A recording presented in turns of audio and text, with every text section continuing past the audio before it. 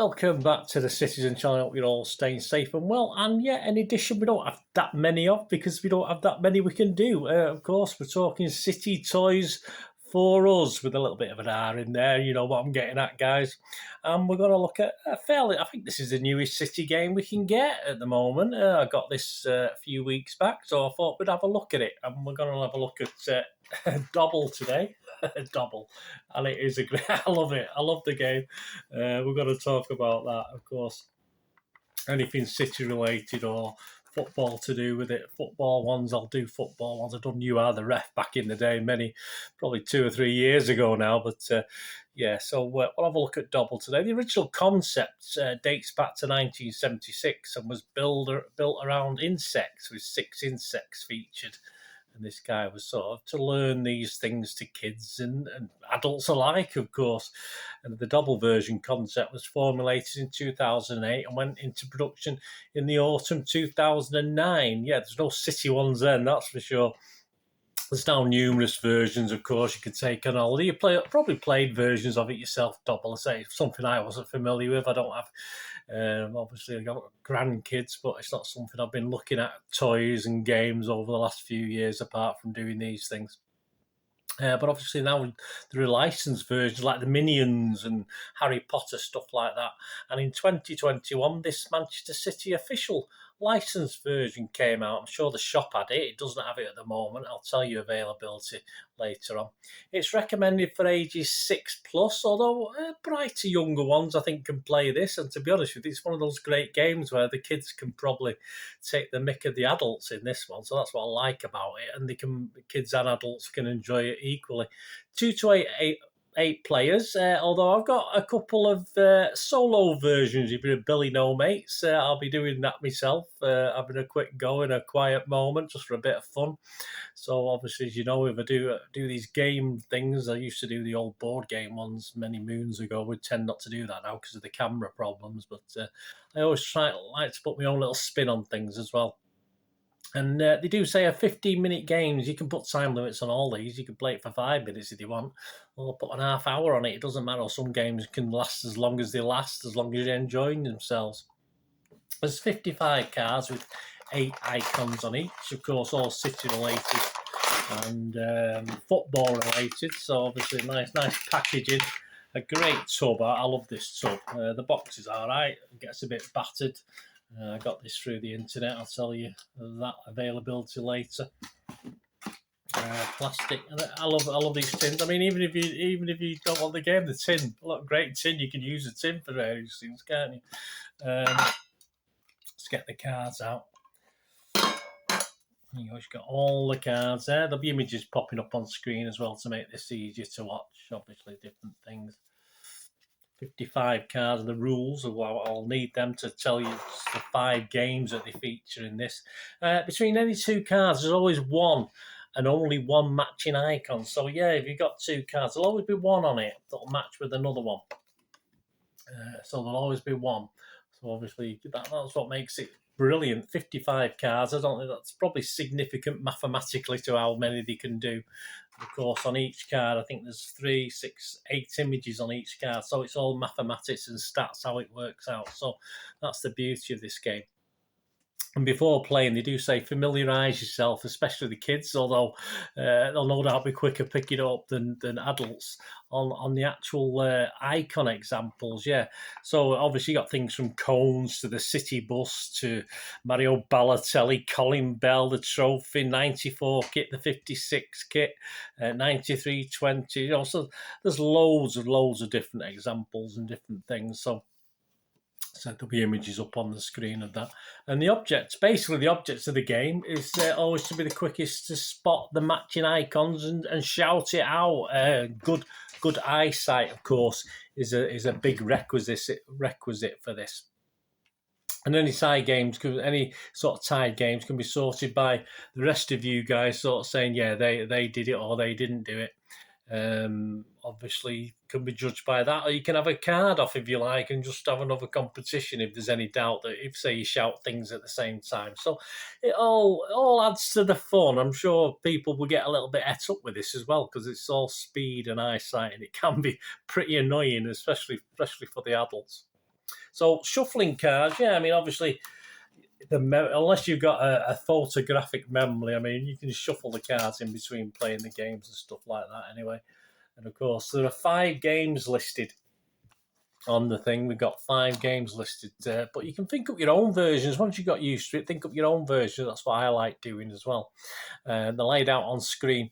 Obviously, players will hold their own hands, but obviously just for graphic purposes, when I show you the examples, they'll be laid out on screen as though they're flat on the board. One of the games, you actually put the cards flat on your hand as well. So let's go through the games and have a quick go of what you do. There'll be examples shown on screen. Game 1's a tower. 1 card face down to each player. Place the remaining cards face up in the middle of the table to form a draw pile. And the object of the game is to collect the most cards. Playing the game simultaneously, players flip their cards face up. I even had a tale where you could actually flip it so you could do it quicker and get it to face up. But that had a bit more action to it, of course. Try to spot the one icon that appears on both the centre card, so that's the one that's up, and your own card. As soon as you find the match, call it out and take the centre card and place it face up on top of your flip card to form a personal pile. Now use the new top card on your personal pile to find a match with the new centre card. Continue playing until the draw pile runs out of cards. Of course, if you've won it, obviously you might be a little bit slower than signing up for the next one, so you have to be wary. So it does give the benefit to the guys who haven't won the hands, so it's good. Winning the game, of course, is the player with the most cards wins. Yeah, the example there you've got on screen is a player to the right shouts out the 56 kit first, so obviously takes that card. On to game 2 is called The Well. Preparing the game, place 1 card face up in the middle of the table, deal the remaining cards face down as evenly as possible among all the players. Yeah, just any left over, just put them on one side. These cards are form their own personal draw piles. Object of the game to be the first player to get rid of all their cards. So yeah, it's a bit like, is it fish and stuff where you get rid of your cards? So I say this is where you can use your own imagination and come up with your own versions of the game. Playing the game, simultaneously, players flip their entire draw piles over so they're face up. You're the first player to spot the matching icon on both your top card and the centre card. Call it out and place your card on top of the centre pile. It immediately becomes a new centre card. Using the new card revealed on your personal pile to find a match with the centre card. Continue playing until one player runs out of cards. So again, if you've done it, you might have a slight split second you're behind the others on trying to locate the next one. Winning the game, the first player to run out of cards. So yeah, so the example on game 2, the well example, left shouts out boot first and goes on from there. So it's all fairly easy. I mean, so many games I've done over the past that have been so complicated. This is nice and easy. Game 3, hot potato. This is played in multiple rounds. Preparing the game, deal 1 card face down to each player. Set aside the remaining cards to use later. Decide how many rounds you wish to play. 5 minimum. It's up to you. There's no reason why it can't be 4 minimum, but it doesn't matter. As I say, it's up to you. Objects of the game to have the fewest cards after all the rounds have been played. This is accomplished by getting rid of your cards each round. Simultaneously, to play the game, flip the cards face up. The cards must be held flat on the palm. So yeah, on this one, you actually will hold them flat on your hand like that, and actually, as you get given cards, you'll obviously end up with a pile of. Say there was 8 players, you could end up with 8 cards. So you have to be. You're not shaking, although I think with the excitement of this, you might be shaking sometimes. In all fairness, the cards must be held flat in the palm of the hand. Steady hand. Steady hand. So if you haven't got a steady hand, no reason why you can't put it on the table, is there? You can do that. It's an option. If you spot the matching icon between your card, and another player's card, call it out and place your card face up on top of the other player's card. So once you've got, that's it. You've won. You're not going to get lumbered with the cards once you've got rid of your card. If you have 2 or more cards in your hand, which you end up collecting 3 or 4, but as long as you shout out, you can put yours onto someone else's. So you're never out of it until the very last shout, of course. When you spot it, give all your cards to the other player with the match. Continue playing until one player has all the cards. That player loses a round and places the cards in front of them, and a new round starts. So winning the game, at the end of the last round, the player with the fewest cards in front of them wins. So if you end up not having any, you win the game. So that can be that'll be a great game, not to get to sort of make people suffer. You might be looking at someone you want to put piles on more than perhaps some of the other players, like the older players rather than the younger players, and obviously people start getting a bit naughty about it, won't they? So the example there, bottom left shouts out whistle, puts on bottom right. Of course, bottom with the bottom left's fine, then he can't lose the game. Top left shouts Edison to also place on the bottom right, which is a bit mean. But the bottom right isn't over yet. As long as there's a couple of players, he shouts out tackle to place it on the top right. So the top right ends up losing the game. So that's the example.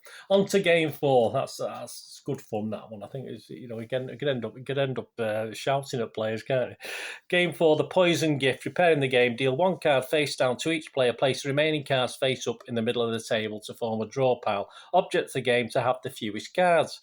Playing the game, simultaneously players flip their cards face up. Players look for a match between the centre card and any other player's card. If you spot a match, call it out, then take the centre card and place it on top of the other player's card on which you found the match. This is the poison gift. Yeah, very mean. Because you give an unwanted card to the opponent, the revealed card on the draw pile becomes a new card that players use to find a match. It's dead easy playing it rather than explaining it. Continue playing until all the draw pile runs out of cards. So you can limit to how many draw pile you want. You don't have to play them all. You can play half of them if you've got a time limit. As I said, you can always set a time limit anyway. Winning the game, the player with the fewest cards wins. Yeah, so game 4, the example is bottom left shouts goal and centre card goes on bottom right. To get home back, bottom right quickly shouts ref to put it on the bottom left. So you get the gist of it, guys. It's quite easy. And game 5 is triplet. It's called, sorry, not triple, triplet. Preparing the game, place all the cards face down in a pile, take the first 9 cards and place them face up on the table. Objects of the game to collect the most cards. Playing the game can simultaneously players tries to find a matching icon on any 3 cards. So it's not 2 cards this time, it's on 3 cards. The same icon must be present on all 3 cards to make a matching set. As soon as you find a matching set, call it out, take the 3 cards showing the matching icon and replace them with 3 new cards. The game ends when there are fewer than 9 cards left and no more matching sets of 3 cards. Winning the game, the player with the most cards wins. Yeah, so sometimes it's a player with the least, sometimes it's a player with the most who wins the game. And again, that's another one where you may get a disadvantage by pairing up because other people will be looking for other connections as well. So there you go. That's playing that game. That's triplet. An example of that is shown up there. A player shouts out Colin Bell, replace the card to continue. There's 3 Colin Bells on 3 different things there. Then by the time he's placing it, others might have shouted out something else. And you just carry on like that. So it can be a bit panicky, no doubt. And so that's triplet. And there's loads of scope, as I say, to make your own games up and play tactically once you're used to it. And it's all good fun, as I say. You can play for 10 minutes, you can play for half an hour, it doesn't matter, and you can pick it up and play it again at another time. Solo games, yeah, just a quick couple. I literally thought of these in a couple of minutes, and it's dead easy to come up with your own solo games based on those card games. Triplet are just adapted. You can play it like a patience game, can't you? So you lay your 9 cards out, match up 3, obviously time yourself and obviously put the new cards out from the pile and keep doing it. Speed's a must and action. And if you get to a stage where you can't find any, then obviously put, like you would in patience, put another card out on top of any you want and carry on from there until you got rid of them all. And obviously do a timer. So set your timer. So set it to 0, start your game, see how long it takes you, see if you can see what's your best time. So it just challenges yourself. So it's a version of patience, that triplet.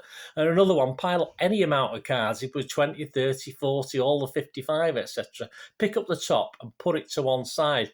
When you spot the matching icon, which there will be, there's always going to be a matching icon on the next card, match it up and then carry on regardless. And all you do is see how long you take and then see, because I've tried it. It's frustrating because you can't quite spot it.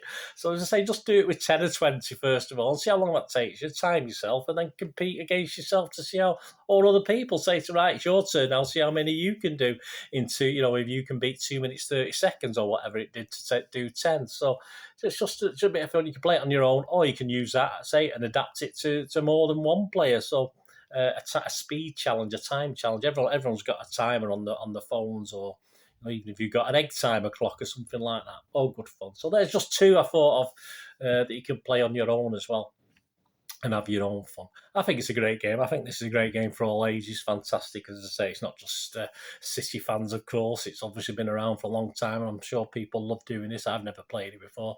When we have I do have games nights. Not had one for a while since COVID, but when I get a together with my lot. We have a games night. I'll be taking this and we're playing this. There's no doubt about it. But you need good eyesight. Make sure you got good eyesight and you're quick and get used to all the things. And obviously, if you're not familiar, like Steph Orton's on it. I mean, obviously, if you forget who it is, just shout out woman football or something like that. It doesn't matter. Just super fun for City and non-City fans, of course. Let me know what you think, guys. If you play Dobble, or have you got this? Have you got the City Dobble? You've been playing that? That'd be great. Great to hear from you, but I loved it. I think this is a great game. Well recommended. And thanks for watching this Toys for Us, this City Toys for Us, this Dobble version. Till we meet again, please stay safe, Blues. Come on, City. Thanks for watching. Bye for now.